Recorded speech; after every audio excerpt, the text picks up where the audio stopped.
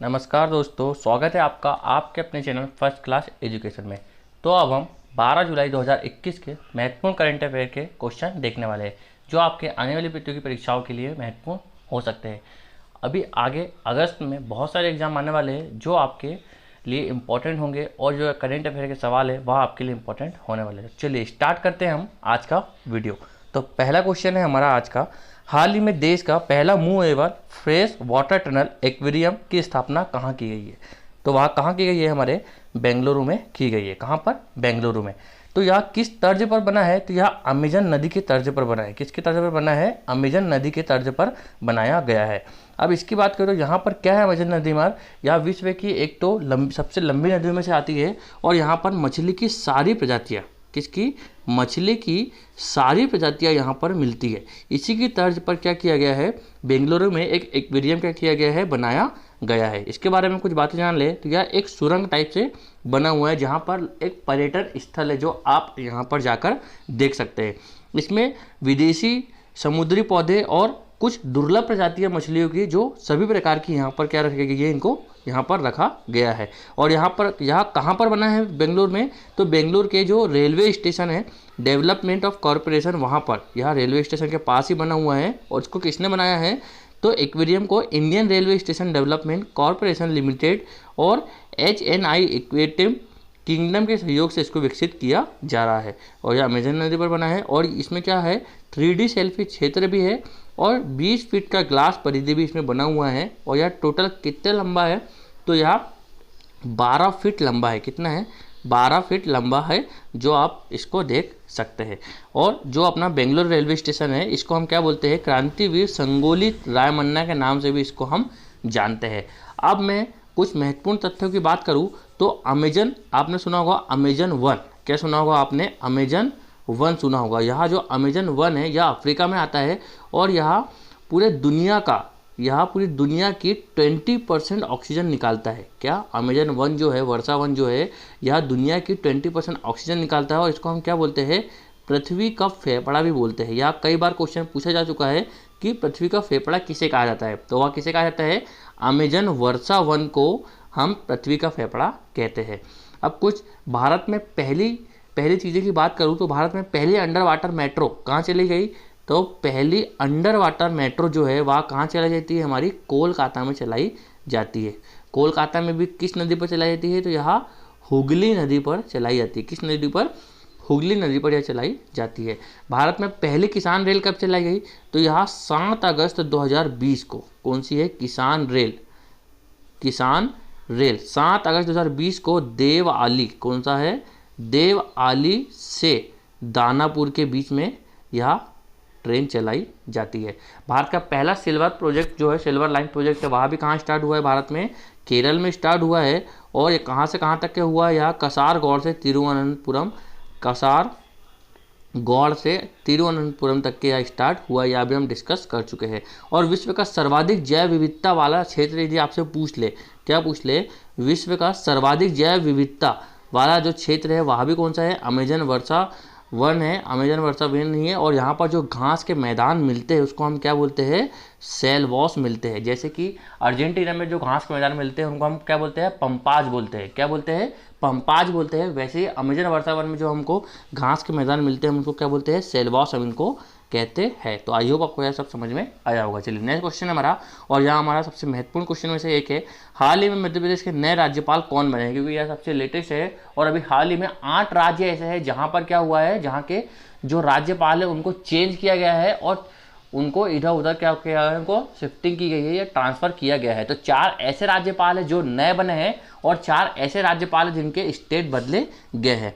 तो अब मैं मध्य प्रदेश की बात करूँ तो यहाँ के जो राज्यपाल वहाँ कौन बने हैं? मंगू भाई छगन भाई पटेल। कौन है? मंगू भाई छगन भाई पटेल, जो कहाँ के राज्यपाल बने हैं? हमारे मध्य प्रदेश के राज्यपाल हो जाते हैं। यहाँ मध्य प्रदेश में इनका स्थान लिया इन्होंने, तो इन्होंने आनंदीबेन पटेल जी का स्थान लिया है जो पहले राज्यपाल रह चुकी है।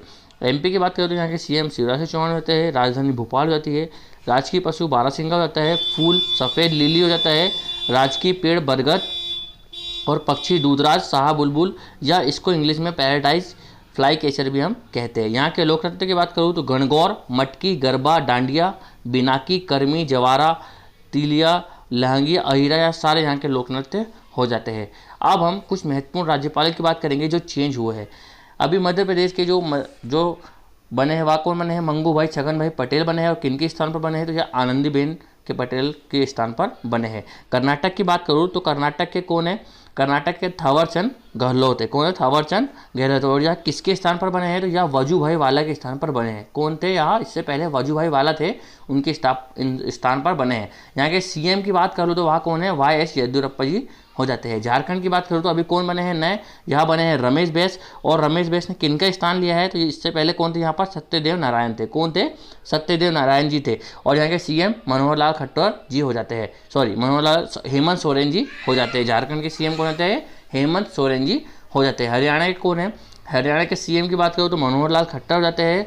और अभी जो बने हैं वह भंडारी दत्तात्रेय है। कौन है? भंडारी दत्तात्रेय है। और इससे पहले कौन थे? तो वहाँ कौन थे? यहाँ रमेश बैस जी हो जाते हैं। त्रिपुरा की बात करूँ तो त्रिपुरा में अभी कौन बने हैं? सत्यदेव नारायण जी बने हैं। और यहाँ पर पहले कौन थे? तो यहाँ पर पहले कौन थे? हमारे रमेश बैस जी यहाँ पर क्या थे? कौन हो जाते हैं?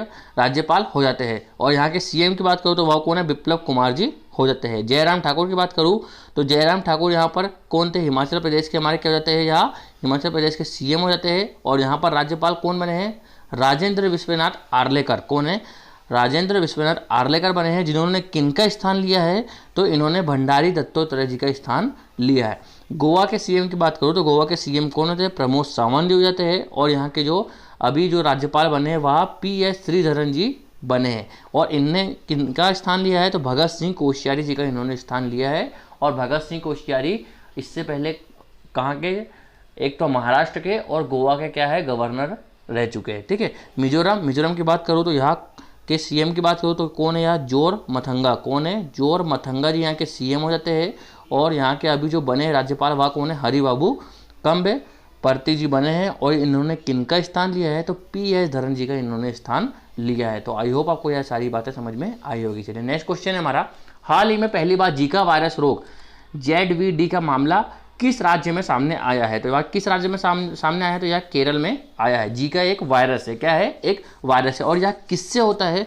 तो यह वायरस भी किससे होता है? मच्छर से होता है। किससे होता है? इसका रोग वाहक मच्छर है। और वह कौन सा मच्छर है? तो वह है हमारा एडीज मच्छर। कौन सा है? एडीज मच्छर। एडीज मच्छर आपको नाम सुना लग रहा होगा। इसी से क्या होता है? डेंगू फैलता है। क्या होता है? इससे डेंगू फैलता है। इससे ही पित्त ज्वर भी इसी से होता है। क्या होता है? इससे ही पित्त ज्वर भी इसी से होता है। ठीक है दोस्तों। अब इसकी बात करूं तो यह कौन सी फैमिली का वायरस है? Zika virus. तो यह है फ्लेवी वायरस। कौन सा? Flavi virus. Flavi virus family का यह जीका वायरस आता है। इसमें पहली बार कहाँ मिला था? यहाँ तो यहाँ पहली बार हमको कहाँ मिलता है? तो यहाँ पहली बार हमको युगांडा, संयुक्त राज्य तंजानिया में हमको सबसे पहले यहाँ मिला था। 1947 में यहाँ युगांडा में मिलता है। और बाद में इसको पहचाना किस में था? तो इसमें बंदरों में इसको पहचाना था। और बाद में 1952 में युगांडा संयुक्त गणराज्य में मनुष्य में यहाँ मिला था। इसका मुख्य बता दिया मैंने, एडीज जो मच्छर है इसी से यहाँ फैलता है। और यही जो मच्छर है जिसके कारण डेंगू, चिकनगुनिया, पित्त ज्वर इसी से होता है। और जो जीका वायरस है इसके जो संदर्भ में बात करूँ तो जो गर्भावस्था में होती महिलाएं उनमें भ्रूण या यौन संपर्क, रक्त उत्पादों, आथान या अंग प्रत्यारोपण के माध्यम से भी यह फैलता है। इसके लक्षण आमतौर पर क्या होते हैं? हल्का बुखार, शरीर पर दाने या कंजक्टिवाइटिस या मांसपेशियों और जोड़ों में दर्द, अवस्था का सिर दर्द शामिल होना यह जीका वायरस के अधिकांश लक्षण हो जाते हैं। गर्भावस्था के दौरान जीका वायरस के संक्रमण के कारण शिशुओं का जन्म माइक्रोसेफेली, कौन सा है यहाँ? माइक्रोसेफेली सामान्य जो रोग होता है जन्म विकृतियों के कारण हो सकता है। अब इसका मतलब क्या होता है माइक्रोसेफेली? यह क्वेश्चन पूछा जा चुका है कि माइक्रोसेफेली रोग का संबंध किससे है? तो वह किससे जाता है? जीका वायरस से। इसमें होता क्या है? तो जब गर्भावस्था में बच्चा होता है तो क्या होता है, किसी बच्चे का सिर छोटा या किसी बच्चे का सिर बड़ा आपने देखा होगा, तो यह किसके कारण होता है? यह जीका वायरस के कारण ही होता है। किसके कारण होता है? यह जीका वायरस के कारण ही होता है कि किसी बच्चे का सिर क्या होता है, अपनी बॉडी से बड़ा या छोटा जो दिखना, वह किसके कारण होता है? किस रोग के कारण होता है? तो यह माइक्रोसेफेली जो रोग होता है इसके कारण होता है। और यह माइक्रोसेफेली रोग किसके कारण होता है? तो यह होता है हमारे जीका वायरस के कारण होता है। ठीक है। सामान्य सिर से आकार से छोटा होना क्या हो जाता है? यह जन्मजात से विकृति आ जाती है और यह जीका वायरस के कारण हो जाता है। अभी तक के इसका कोई भी टीका उपलब्ध नहीं है, और इसको हम क्या बोलते हैं, जीका सिंड्रोम के रूप में भी हम इसको जानते हैं। तो आई होप आपको यह सारी बातें समझ में आई होगी। ठीक है दोस्तों, चलिए चलते हैं और नेक्स्ट क्वेश्चन की बात करते हैं। हाल ही में टोक्यो ओलंपिक में भारत का ध्वजवाहक किसे चुना गया है? तो किसे चुना गया है? वह एमसी मेरीकॉम और मनप्रीत सिंह। ए और सी, इसको क्या कर लेना, ए और सी, यह दोनों इसके राइट आंसर हो जाते हैं। 8 अगस्त 2021 को क्या होगा? 8 अगस्त 2021 को इसका समापन होने वाला है, और इसमें कौन रहेंगे इसके समापन समारोह के ध्वजवाहक? वहाँ रहेंगे बजरंग पूनिया। तो 3 ध्वजवाहक है हमारे, कौन कौन से? एमसी मेरीकॉम और मनप्रीत सिंह क्या रहेंगे? ओलंपिक जब स्टार्ट होगा, कब से स्टार्ट हो रहा है? तो 23 जुलाई 2021 से क्या हो रहा है? ग्रीष्मकालीन टोक्यो ओलंपिक। कौन सा है? यह टोक्यो में हो रहा है। टोक्यो कहाँ पर है? तो टोक्यो जापान में है। ठीक है, यह स्टार्ट हो रहा है, और इसमें ध्वजवाहक एमसी मेरीकॉम और मनप्रीत सिंह हो जाते हैं। हमारे लास्ट 2016 में जो हुआ था, रियो डी जेनेरियो में हुआ था 2016 में, तब भारत के एकमात्र व्यक्तिगत ओलंपिक स्वर्ण पदक विजेता अभिनव बिंद्रा जी, जिन्होंने जो कौन थे? हमारे ध्वजवाहक थे 2016 में। और 2016 में ही सिल्वर पदक किसने लाया था? तो वह पीवी सिंधु ने लाया था। ठीक है दोस्तों, चलिए आगे चलते हैं और कुछ महत्वपूर्ण खिलाड़ियों की बात करते हैं जिन्होंने क्या किया है? टोक्यो ओलंपिक में पहली बार क्वालिफाई किया है। नेत्रा कुम्मन यहाँ एक नाविका है जिन्होंने क्या किया? टोक्यो ओलंपिक में क्वालिफाई किया है। भवानी सिंह तलवारबाजी में, फवाद मिर्जा घुड़सवारी में, विनेश फोगाट रेसलिंग में, अरुणा तंवर यहाँ एक कौन सी है? दिव्यांग खिलाड़ी जिन्होंने ताइक्वांडो में क्या किया है? क्वालिफाई किया है। मीराबाई चानू वेट लिफ्टर है। साजन प्रकाश तैराक है। सीमा पुनिया चक्का फेंक। हरि नटराजन तैराक है, और यह दूसरे तैराक बने हैं। और राही सरनोबत शूटिंग में, और एक है माना पटेल। कौन है? हमारी माना पटेल जी है, जो यहाँ भी किसमें बनी है? यहाँ भी इन्होंने तैराक में क्या किया है? क्वालिफाई किया है। और दीपिका कुमारी तीरंदाज में इन्होंने क्वालिफाई किया है। और मानिका बत्रा टेबल टेनिस में इन्होंने क्या किया है? क्वालिफाई किया है। तो यह कुछ महत्वपूर्ण खिलाड़ी थे जो टोक्यो ओलंपिक में जाने वाले हैं। और देखिए हमारे नीरज चोपड़ा जी जो भाला फेंक में हमारे सुपरस्टार है, जिनसे पदक की बहुत ज़्यादा उम्मीद भारत को है। ठीक है दोस्तों, चलिए नेक्स्ट क्वेश्चन की बात करते हैं। हाल ही में चर्चा में रही ब्रायम भारती एंसिस क्या है? तो यह क्या है?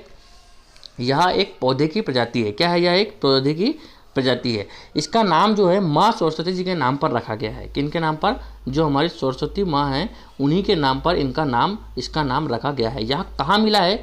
तो यहाँ हमको मिलता है अंटार्कटिका। कहाँ पर मिलता है? यह अंटार्कटिका में मिलता है। अब यह चर्चा में क्यों आया है? क्योंकि अंटार्कटिका पर क्या होती है? सिर्फ बर्फ़ ही बर्फ़ होती है। क्या होती है? सिर्फ बर्फ़ ही बर्फ़ होती है। तो यहाँ पर यह फिर जीवित कैसे है यह पौधा? तो यहाँ पर जो पेंगुइन मिलते हैं हमको, क्या मिलते हैं? पेंगुइन जो मिलते हैं हमको, जो इस टाइप से जो होते हैं पेंगुइन होते हैं, जो हमको कहाँ मिलते हैं? अंटार्कटिका में मिलते हैं। तो जो इनका मल होता है, क्या होता है? इनका जो मल होता है, इससे क्या निकलती है? नाइट्रोजन। तो पौधों को जीवित रहने के लिए क्या चाहिए? नाइट्रोजन की आवश्यकता पड़ती है। और यहाँ नाइट्रोजन कहाँ से लेते हैं? तो यहाँ लोग पेंगुइन के मल से क्या करता है? यहाँ पौधा नाइट्रोजन लेता है, जिससे क्या रहता है? यह जीवित रहता है। अब इसको खोजा किसने? इसकी बात करूँ तो यह किसने खोजा है? पंजाब यूनिवर्सिटी ने। किसने खोजा है? पंजाब यूनिवर्सिटी ने इसको यहाँ पर खोजा है। कहाँ पर? अंटार्कटिका में। अब अंटार्कटिका की बात कर लूँ तो भारत के यहाँ पर 3 मिशन है। कौन कौन से है? मैत्री, भारती और दक्षिण गंगोत्री। कौन सा है? दक्षिण गंगोत्री। और जो दक्षिण गंगोत्री है, यह क्या हो चुका है? अब जलमग्न हो चुका है। क्या हो चुका है? जलमग्न हो चुका, मतलब कि जल में डूब चुका है। अभी हाल ही में क्या हुआ था? अंटार्कटिका से एक टुकड़ा टूट गया था। इसका नाम क्या था? A76 इसका नाम था। हाल ही में एक टुकड़ा टूटा था, इसका नाम क्या था? A76 था। यह कितना बड़ा था? तो यह शिकागो सिटी जो है, शिकागो जो सिटी है, इसके बराबर था। किसके से बराबर? शिकागो सिटी के बराबर। हमारी दिल्ली से 8 गुना बड़ा, हमारी जो दिल्ली है उससे 8 गुना बड़ा यह टुकड़ा टूटा था, जो टूट कर अलग हुआ था। किससे? अंटार्कटिका से। जो ग्लेशियर है, हम ग्लेशियर भी उसको बोल सकते हैं। ठीक है दोस्तों, तो आई होप आपको ये सारी चीज़ें समझ में आई होगी। अब कुछ महत्वपूर्ण प्रजातियों की बात कर ले जो हाल ही में खोजी गई है। तो सबसे पहले हमारी ब्लैक ब्लेलिट। कौन सी है? ब्लैक ब्लेलिट, जो किसकी प्रजाति है? सांप की प्रजाति है। और हमको कहाँ मिली है? उत्तराखंड के जंगल में मिली है। दूसरी हमारी सिस्टूरा हिरण्यकेशी। यह किसकी प्रजाति है? यह महाराष्ट्र में मिली है, और यह हमारी मछली की प्रजाति है। पाइल कौन सी है? एक पायरोस्टिया लालजी। पायरोस्टिया लालजी जो काय की प्रजाति है? या कॉफ़ी की प्रजाति है। और यह हमको कहाँ मिलती है? यह हमको तमिलनाडु में मिलती है। तुकारामी मकड़ी। कौन सी है? तुकारामी मकड़ी जो कहाँ मिलती है? हमको महाराष्ट्र में मिलती है। और जाइलोफस दीपकी। कौन सी है? जाइलोफस दीपकी जो प्रजाति है यह भी एक सांप की प्रजाति है, जो यहाँ भी कहाँ मिलती है हमको, तमिलनाडु में मिलती है। या कुछ महत्वपूर्ण प्रजाति है जो आपसे एग्जाम में पूछी जा सकती है। चलिए नेक्स्ट क्वेश्चन की बात करते हैं। हाल ही में LIC के वर्तमान चेयरमैन कौन है? तो वहाँ कौन बने हैं? हमारे MR कुमार बने हैं। कौन है? MR कुमार बने हैं। और क्या हुआ है, अभी चेयरमैन का पद हटाकर क्या कर दिया है LIC ने? यह चर्चा में इसलिए आया है क्योंकि इन्होंने क्या कर दिया है, MD और मुख्य कार्यकारी अधिकारी CEO, मैनेजिंग डायरेक्टर और चीफ एग्जीक्यूटिव ऑफिसर के जो पद है वह सृजित कर दिया है चेयरमैन का पद हटाकर। इसको 2 भागों में विभाजित कर दिया है। अब इन परिवर्तनों का जो एक मेन उद्देश्य जो है, क्योंकि इसका IPO आने वाला है, किसका? LIC का IPO आने वाला है। इसका फुल फॉर्म क्या होता है? Initial public offering. जो खुद का बीमा कराना, जो खुद का भूल गया, जो LIC सबका बीमा करता है, जिसने खुद का बीमा नहीं किया, अब वो उसका IPO आने वाला है। ठीक है दोस्तों, सार्वजनिक क्षेत्र में बैंकिंग उद्योग की तर्ज पर चेयरमैन की बजाय अब क्या होगा? CEO होगा। चेयरमैन का पद हटाकर MD और CEO यहाँ बनाने वाला है। ठीक है, अब जो LIC का अधिनियम है, LIC किस अधिनियम से आया था? तो 1956 के अधिनियम से यहाँ आता है। किसके अधिनियम से? 1956 के यहाँ अधिनियम से आता है। सूचना का अधिकार अधिनियम की बात करूँ तो यह 2005 में आता है। कब आता है? 2005 में आता है। शिक्षा का अधिकार अधिनियम 2009 में आता है। वन्य जीव संरक्षण अधिनियम 1972 में आता है। उपभोक्ता संरक्षण अधिनियम 2019 में आता है। और पर्यावरण संरक्षण अधिनियम आप कब आता है? यहाँ 1973 में आता है। ठीक है दोस्तों, तो यह सारे कुछ महत्वपूर्ण अधिनियम थे जो आपके एग्जाम में पूछे जा सकते हैं। चलिए नेक्स्ट क्वेश्चन की बात करता हूं मैं। हाल ही में चर्चा में रहा सक्रिय ताल ज्वालामुखी किस देश में है? अब इस स्लाइड में हम सारे ज्वालामुखी की बात करेंगे जो बहुत ही इंपॉर्टेंट होने वाले हैं।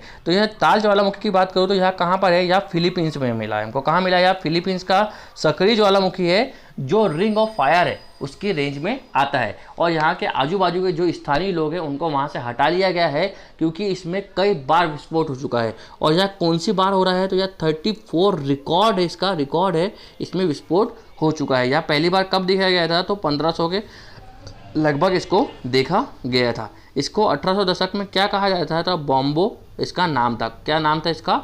बॉम्बो इसका नाम था। कब? 1800 के दशक में। अभी इसका नाम क्या है? तो अभी इसका नाम क्या है? ताल है। और यहाँ कहाँ पर मिलता है? तो यह फिलीपींस के बंटागस, कहाँ पर?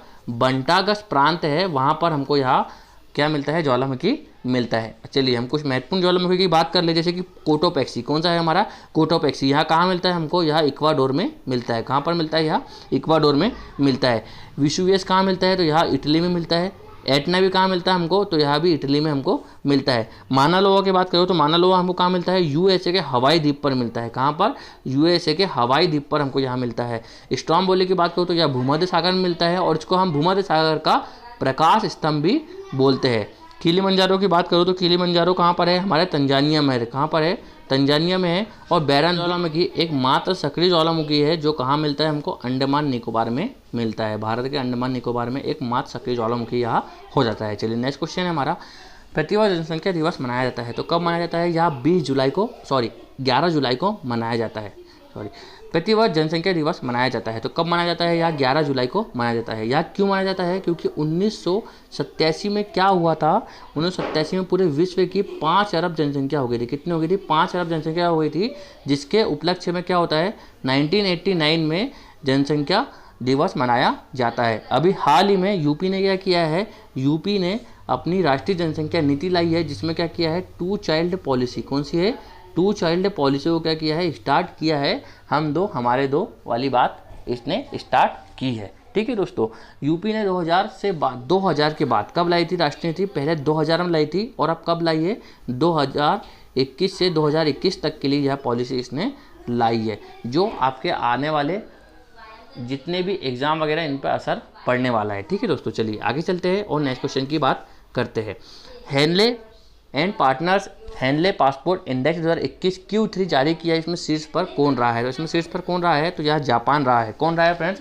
यह जापान रहा है। अब इसमें मैं हेनले पासपोर्ट की बात करूँ तो यह इसने तीसरी बार ऐसा अपना जो जारी किया है पासपोर्ट इसने जारी किया है। इसमें पहले नंबर पर क्या रहा है? जापानी रहा है। Q1, Q2 और Q3। इसमें फर्स्ट पर क्या रहा है? जापान रहा है। इसमें भी जापान रहा है और इसमें भी जापान रहा है। और यदि लास्ट की बात करूँ तो लास्ट पे कौन रहा है? अफगान रहा है। तीनों में अब कौन रहा है? हमारा अफगान रहा है। और भारत के रैंक की बात करूँ तो भारत सबसे पहले Q1 में कितने नंबर पर था? 85 नंबर पर था। Q2 में 84 नंबर पर था और Q3 में 90 नंबर पर भारत हो जाता है। ठीक है दोस्तों, आई होप आपको यह समझ में आया होगा। चलिए हम नेक्स्ट क्वेश्चन की बात करते हैं। 11 जुलाई 2021 को पुरुष वर्ग में विंबलडन ओपन किसने जीता है? किसने जीता है? हमारा नोवाक जोकोविच ने जीत लिया है। अब मैं इसमें टेनिस के सारे टूर्नामेंट की बात करने वाला हूँ। सबसे पहले हमारा कौन सा टूर्नामेंट होता है? सबसे पहले ऑस्ट्रेलियन ओपन होती है, जो 2021 में ऑस्ट्रेलियन ओपन हो चुकी है। इसमें भी कौन जीता था? तो जोकोविच जीते थे। कौन जीते थे? जोकोविच जीते थे। और महिला में कौन जीते हैं? तो महिला में इसमें कौन जीती है? Naomi Osaka. कौन जीती है इसमें? नाओमी ओसाका जी इसमें जीत जाती है। फ्रेंच ओपन की बात करूँ तो इसमें भी जोकोविच जीतते हैं। तीनों टूर्नामेंट में कौन जीते हैं? हमारे जोकोविच जीते हैं। सिर्फ महिलाओं में चेंज हुई है। तो इसमें महिला कौन थी? तो बारबोरा क्रेसिकोवा। कौन थी? बारबोरा क्रेसिकोवा इसमें कौन थी? इसमें महिला हो जाती है। और विंबलडन ओपन अभी इसमें कौन जीता है? तो इसमें जोकोविच जीता है। और इसमें महिला की बात करूँ तो वहाँ कौन जीती है? एशली बार्टी जीती है। कौन है? एशली बार्टी जी जो है वह महिला में जीती है। यदि मैं इसकी उपविजेता की बात कर लूँ किसकी? विंबलडन ओपन की, तो महिला में कौन रही है? कैरोलिना रही है। कौन रही है? कैरोलिना रही है। और पुरुष की बात करूँ तो इसमें कौन रहा है? यह रहा है मार्टिनो बेरोटोनी। कौन रहे? इसके उपविजेता हो जाते हैं। या कुछ महत्वपूर्ण थे। और इसके बाद अब कौन सा होगा?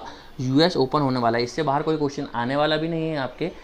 जो टेनिस से आएगा सिर्फ यही आता है कि टूर्नामेंट कौन कौन से लाइन से आपसे पूछ लेगा कि इसको लाइन से जमाई है, या लास्ट में किसने जीता है, 2021 में किसने जीता है, 2020 में किसने जीता है। इससे ज़्यादा कुछ भी आपसे नहीं पूछेगा। तो आई होप दोस्तों आपको आज का वीडियो पसंद आया होगा। आपको आज का वीडियो पसंद आता है तो हमारे वीडियो को शेयर कीजिए ज़्यादा लोगों में, हमारे चैनल को सब्सक्राइब कीजिए और लाइक का बटन भी प्रेस कर दीजिए। थैंक यू सो मच दोस्तों।